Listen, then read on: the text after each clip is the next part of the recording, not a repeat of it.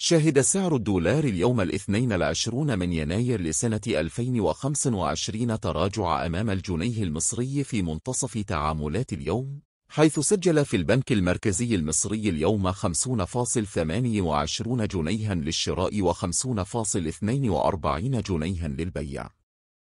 وتراجع سعر الدولار اليوم الأحد بالبنك الأهلي المصري 50.28 جنيها للشراء و50.38 جنيها للبيع.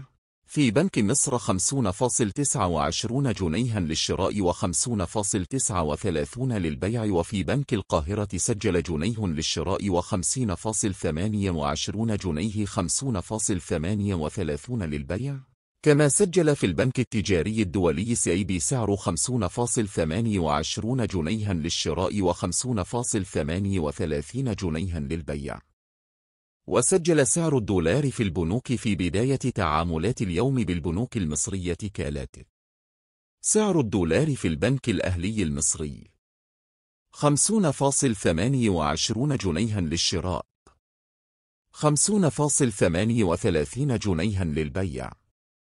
سعر الدولار في بنك مصر 50.29 جنيها للشراء 50.49 جنيها للبيع. سعر الدولار في بنك الإسكندرية 50.28 جنيها للشراء 50.38 جنيها للبيع. الدولار في البنك التجاري الدولي CIB 50.28 جنيها للشراء 50.38 جنيها للبيع.